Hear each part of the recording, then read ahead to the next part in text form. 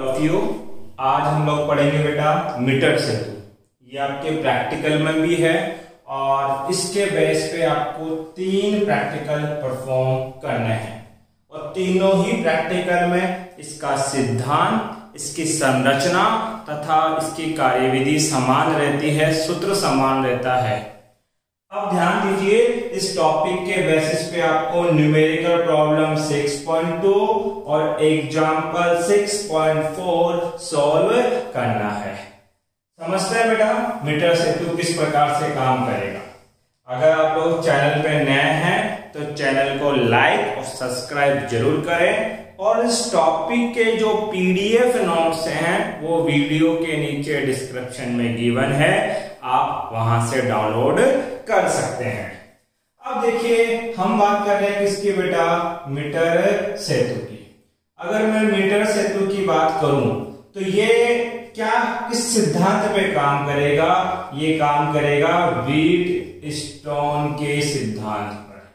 जो व्हीटस्टोन था वो आपके पास केवल थ्योरेटिकल, मतलब कि थ्योरेटिकल क्या था, एक एक्सपेरिमेंट था। अब इसको लैब में किस पे करेंगे, मीटर सेतु के ऊपर। क्यों करेंगे, इसकी सहायता से, मीटर सेतु की सहायता से आप 3 काम कर पाएंगे। पहला काम, अज्ञात तार का प्रतिरोध ज्ञात कर सकते हैं। किसका मान, अज्ञात तार का प्रतिरोध। क्यों, क्योंकि किसके सिद्धांत में काम कर रहा है, व्हीटस्टोन सेतु के सिद्धांत पर। दूसरा, आप 2 तारों का श्रेणीक्रम संयोजन, जिससे आप चेक करेंगे कि श्रेणीक्रम में प्रतिरोधों का कुल योग कितना होता है, R1 प्लस R2। और इसी प्रकार से तीसरा, 2 तारों के प्रतिरोधों का, तारों के प्रतिरोध का समांतर क्रम संयोजन। जो आपने थ्योरेटिकल में प्रतिरोधों के श्रेणी क्रम व समांतर क्रम संयोजन पढ़े थे, इसको आप इस प्रयोग की सहायता से उनका जो सूत्र बना, जैसे श्रेणी क्रम में R इक्विवेलेंट क्या होता है, R1 प्लस R2। इस सूत्र की सत्यता की जांच की जाएगी किसकी सहायता से, मीटर सेतु। और साथ ही समांतर क्रम संयोजन में 2 प्रतिरोधों का संयोजन क्या होगा, 1/R इक्विवेलेंट बराबर 1/R1 प्लस 1/R2। तो इसके भी सूत्र की सत्यता की जांच करेंगे। और ये तीनों ही 3 प्रैक्टिकल हैं जो आपको 12th स्टैंडर्ड में क्लास में फिजिक्स लैब में करने हैं, परफॉर्म करने हैं। तो एक तो बात हमें समझ में आई, व्हीटस्टोन किसके सिद्धांत, मीटर सेतु किसके सिद्धांत में काम करेगा, व्हीटस्टोन पे। इसकी सहायता से क्या क्या कर पाओगे, अज्ञात तार का प्रतिरोध निकाल सकते हो। उसके बाद 2 तारों के श्रेणीक्रम के प्रतिरोध का संयोजन की सत्यता की जांच कर सकते हो और 2 तारों के प्रतिरोधों के समांतर क्रम की सत्यता की जांच कर सकते हो। परंतु अभी जो हमें थ्योरी के अंदर है, केवल एक ही पढ़ना है और वो है अज्ञात तार का प्रतिरोध ज्ञात करना। ठीक है, सिद्धांत याद रखना। अब ध्यान दीजिए, अगर आपको मीटर सेतु पढ़ना है तो व्हीटस्टोन आपके माइंड में फिक्स होना चाहिए इस तरीके से, जो मैं ऑलरेडी पढ़ा चुका हूं। यदि आपने व्हीटस्टोन नहीं पढ़ा तो पहले उसको पढ़ें, उसके बाद मीटर सेतु को पढ़ना स्टार्ट करें।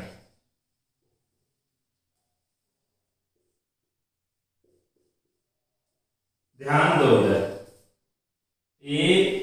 ABCD ये होता है गैल्वेनोमीटर, प्रतिरोध PQR, R होता है परिवर्तनशील और प्रतिरोध S क्या है बेटा, यहां पे अज्ञात प्रतिरोध। अब देखो, ये चतुर्भुज का जो आकृति है, इस आकृति को जब आप प्रैक्टिकल में बनाओगे तो ये आकृति कैसी दिखेगी। मीटर सेतु में क्या होता है बेटा, आपके पास एक वुडन का बोर्ड होता है इस प्रकार का। ये वुडन बोर्ड है, लकड़ी का एक पट्टा है, एक बोर्ड है। साइड में यहां दिखाई भी दे रहा होगा आपके पास स्क्रीन के ऊपर। इस बोर्ड के ऊपर यहां एल आकृति का या तो कॉपर की या स्टील की पट्टी होगी, फिर एक समतल पट्टी यहां लगी होगी ऐसे, और फिर से एल आकृति की एक पट्टिका यहां जुड़ी होगी। क्लियर है किसी को? तो इस पट्टिका को नाम दे दिया हमने कितना बेटा जी। इस पट्टिका का नाम है जी, इसको नाम दे रहा हूं मैं एच, और इसको नाम दे दिया मैंने कितना आई। क्लियर है? यहां पे संयोजन पेच जुड़े होते हैं, जो मैं डॉट बना रहा हूं, इन डॉट पे क्या होते हैं? संयोजन पेच। तो ये तो क्या है? कॉपर या स्टील की पत्तियां हैं ये क्या है? संयोजन पेच। क्या है? संयोजन पेच है, जिसमें आप तार जोड़ोगे। इसके अंदर तारों को जोड़ा जाता है संयोजन के लिए। ये बिंदु है ए, ये बिंदु क्या है? ए, और ये बिंदु है बेटा हमारे लिए सी। देखो ये ए है और ये सी है, तो ये दो बिंदु इसके आपके पास है। इन दो बिंदुओं के मध्य आपके पास 1 मीटर लंबा ये जो तार है, ये तार है, और ये तार बना होता है, इसको यहां लिख देता हूं, या तो होगा मैग्नीन, फिजिक्स लैब में जो मिलता है वो मैग्नीन का मिलता है आपको तार, या होगा कंस्टंटन, कंस्टंटन। सर हमने ये मैग्नीन और कंस्टंटन के क्यों लिए? क्योंकि ये दोनों मिश्र धातु हैं। कैसी धातु है? मिश्र धातु। और इस मिश्र धातु की ये नेचर है, या बोले ये गुण है, कि इनका जो प्रतिरोध ताप गुणांक है उसका मान तो कम होता है, और प्रतिरोधकता का मान क्या होगा? ज्यादा। ऐसा इसलिए लिया ताकि यदि इस तार में धारा प्रवाहित हो और अगर ये गर्म हो, तो गर्म होने की वजह से आपको पता है कि प्रतिरोध या तार गर्म होगा तो उसका प्रतिरोध परिवर्तन हो जाएगा, परिवर्तित हो जाएगा, बदल जाएगा। तो हम एक ऐसा पदार्थ लें जिसके तापमान का प्रतिरोध पे प्रभाव कम से कम हो, इसलिए हम उसका प्रतिरोध ताप गुणांक कम रखते हैं। अगर अल्फा कम होगा तो तापमान बढ़ने पे इस प्रतिरोध के मान में बदलाव क्या होगा? कम, मतलब कि ये कम बदलेगा। इसलिए हमको मिश्र धातु की जरूरत पड़ी, और हम किस किस को लेते हैं बेटा? मैग्नीन को लेते हैं और कंस्टंटन को आप लोग लेते हैं। अब देखिए ये जो बिंदु ए है, इस ए में एक जोड़ी जाती है बैटरी जिसका विद्युत वाहक बल है E, और इसको ऑन ऑफ करने के लिए लगाते हैं बेटा कुंजी। देखो बिंदु क्या है? ए से क्या जोड़ी है? एक बैटरी, एक क्या जोड़ी गई? कुंजी, और फिर कहां जोड़ा गया है? बिंदु सी पर। तो ए से बैटरी, कुंजी और बिंदु सी। ये जो 1 मीटर तार है, इस तार के नीचे 1 मीटर का लकड़ी का स्केल होता है। ये लकड़ी का क्या है बेटा? स्केल, जिससे हम इसकी संतुलन लंबाई प्राप्त करेंगे। ध्यान देना, सोना नहीं है बेटा किसी को। अब देखो एक ये हो गया। अब इसमें बेटा एक ये जो प्रतिरोध है P और Q, ये फिक्स प्रतिरोध थे हमारे पास, मतलब नियत मान के प्रतिरोध थे। तो P और Q प्रतिरोध कौन उत्पन्न करेगा? ये मैग्नीन का तार उत्पन्न करेगा। कैसे करेगा भी बताऊंगा मैं। तो यहाँ पे एक हिस्से में प्रतिरोध होगा P और आधे हिस्से का प्रतिरोध क्या होगा? Q, और ये P और Q प्रतिरोध कौन बनाएंगे बेटा? मैग्नीन का तार। अब ये R क्या होता है? वेरिएबल, परिवर्तनशील प्रतिरोध, और R को यहां हम लिखते हैं बेटा प्रतिरोध बॉक्स से। अर्थात जो प्रतिरोध बॉक्स जो लेबोरेटरी में मिलता है फिजिक्स लैब में, उसकी सहायता से ये R बनाया जाता है। साइड में आपको दिखाई दे रहा होगा प्रतिरोध बॉक्स कैसा होता है? एक डब्बा है, और उस डब्बे के अंदर आपके पास कुंजियां लगी है। आप जितने ओम की कुंजी उससे बाहर निकालोगे, उतने ओम का प्रतिरोध वहां बन जाएगा। तो ये रेजिस्टेंस बॉक्स है जो कितना रेजिस्टेंस बनाएगा? R। उसके बाद ये जो हिस्सा है, ये H, G और I के बीच में क्या जोड़ा जाता है? Resistance box. फिर अगर मैं बोलूं H और I के बीच में हम अपना अज्ञात प्रतिरोध जोड़ते हैं, और फिजिक्स लैब के अंदर ये अज्ञात प्रतिरोध जो है वो आपके पास बनाया जाता है इसी मैग्नीन के तार के टुकड़े का। मतलब कि टीचर आपको 20 सेंटीमीटर लंबा तार काट के दे देगा। 20 सेंटीमीटर मतलब कुछ इतना लंबा तार आपके पास, या इस मार्कर जितनी लंबाई, इतना बड़ा तार आपको काट के दे देगा और बोलेगा कि मीटर सेतु की सहायता से इस तार का प्रतिरोध ज्ञात करो। तो इस तार को इन दो सिरों के मध्य जोड़ना है और ये हमारा क्या कहलाएगा? अज्ञात प्रतिरोध। अब ये जो बीच वाला सिरा है इसको गैल्वेनोमीटर से जोड़ा जाता है, जो आपको स्क्रीन पे दिखाई दे रहा है। गैल्वेनोमीटर के स्क्रीन के ऊपर आपको दिखाई दे रहा होगा। तो ये गैल्वेनोमीटर है, इसमें 0 बीच में होता है, 30 इधर होता है और एक 30 इधर होता है, और बीच में क्या जुड़ी होती है बेटा? निडल। गैल्वेनोमीटर घूमेगा अर्थात धारा का विक्षेप देगा। फिर इस गैल्वेनोमीटर के दूसरे सिरे को हम जोड़ते हैं बेटा जॉकी से। जॉकी आपको स्क्रीन पे दिखाई दे रही होगी, एक पेन नुमा आपके पास एलिमेंट है जिसको हम इस तार पे रगड़कर चलाएंगे, मतलब तार पे टच करते हुए चलाएंगे तो आपके पास गैल्वेनोमीटर में धारा का विक्षेप आएगा। तो ये तो पूरी इसकी क्या हुई बेटा? बनावट। ये बिंदु कहलाता है D और ये जहां टच करेगा वो कहलाएगा बिंदु B। अब देखो ये अरेंजमेंट और ये अरेंजमेंट एक जैसा है। कैसे? मैंने कहा था A और B के मध्य प्रतिरोध क्या होगा? P। तो देखो ये बिंदु है A, दिख रहा है सबको A, और ये बिंदु है B, दिख रहा है, और इसके मध्य का जो प्रतिरोध बनेगा वो कितना बता रहे हैं? P। B और C के मध्य बनेगा कितना? Q। B और C के मध्य कितना? Q। फिर बोलू A और D, इधर देखो बेटा A और D, A और D, इसके मध्य क्या जोड़ा गया है? प्रतिरोध R। फिर बोला है D और C, ये बिंदु D और ये C, इस D और C के मध्य क्या जोड़ा है? अज्ञात प्रतिरोध S। और नीचे वाला अरेंजमेंट तो फिक्स है ही आपके पास। तो ये टोटल अरेंजमेंट है। अब देखो ये काम कैसे करेगा, मेरी बात पे ध्यान देना। आपने अज्ञात प्रतिरोध ज्ञात करने का सूत्र व्हीटस्टोन में निकाला था, और वो था P/Q बराबर R/S, और यहां से S क्या हो जाएगा बेटा? RQ बट्टे में P। सर्वप्रथम क्या काम करते हैं बेटा? इस कुंजी को बंद करते हैं प्रयोग में। कुंजी को बंद करने के बाद ये जो प्रतिरोध बॉक्स है इससे कुछ प्रतिरोध बाहर निकाला जाता है। 1 ओम का प्रतिरोध, 2 ओम का प्रतिरोध, 5 ओम का प्रतिरोध। तो यहां से जितना भी प्रतिरोध आप बाहर निकालोगे उतना प्रतिरोध इसको मिल जाएगा। मान लीजिए मैंने 5 ओम का प्रतिरोध बाहर निकाला तो R का मान मुझे पता होगा। तो पहला काम क्या करते हैं बेटा? एक नियत मान का प्रतिरोध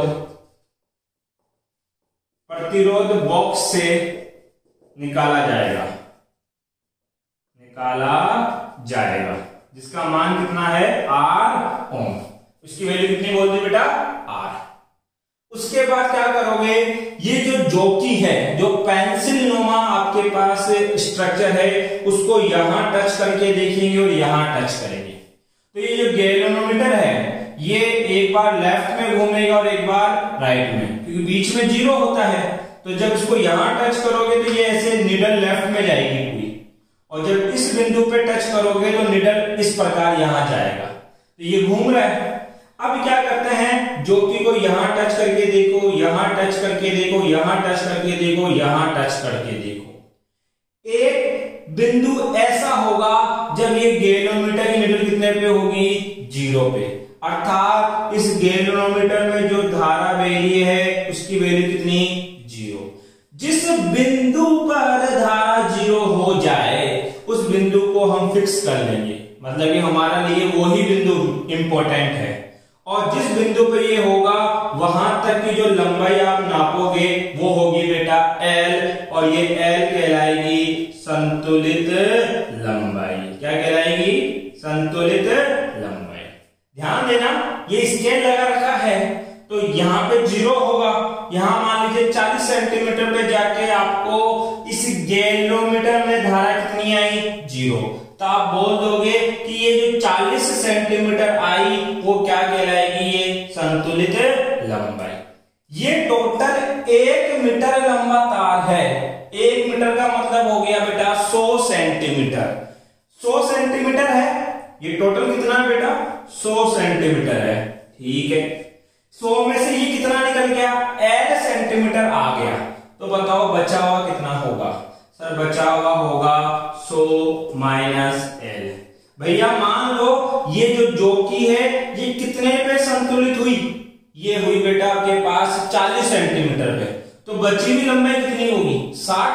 तो टोटल कितनी है? 100। तो मुझे पता लगा, सबसे पहले मैं क्या निकालूंगा बेटा? संतुलित लंबाई। संतुलित लंबाई का मतलब है कि जो गैल्वेनोमीटर है उसमें धारा का मापन कितना होना चाहिए? 0। यदि गैल्वेनोमीटर में धारा का मापन 0 है तो वहां तक की लंबाई को क्या बोला जाएगा? संतुलित लंबाई आपके पास बोला जाएगा। इतनी सी बात क्लियर है बेटा?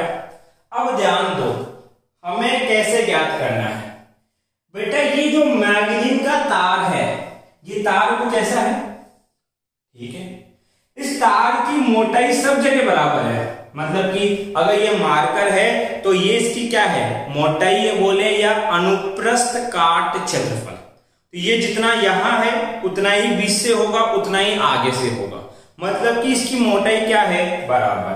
तो तार है ये, इसकी मोटाई या अनुप्रस्थ काट क्षेत्रफल, अनुप्रस्थ काट क्षेत्रफल कितना मान लिया? A। इस तार की प्रतिरोधकता, कितनी मान ली बेटा? रो। ठीक है, तो बिंदु A से लेकर B तक लंबाई कितनी है? L। अरे A से B तक की ये लंबाई कितनी है? L, जो कि क्या है? संतुलित लंबाई। और ये किस प्रतिरोध को व्यक्त करेगी बेटा? P को। तो प्रतिरोध P के लिए संतुलित लंबाई कितनी है बेटा? L। दिखाई दे रहा है क्या? वहां तक दिख जाएगा। प्रतिरोध P के लिए संतुलित लंबाई कितनी है? L। आपने प्रतिरोध का सूत्र पढ़ा है ना? P बराबर या R बराबर क्या होता है? रो L बटा A। अरे किसी भी तार का प्रतिरोध क्या होता है?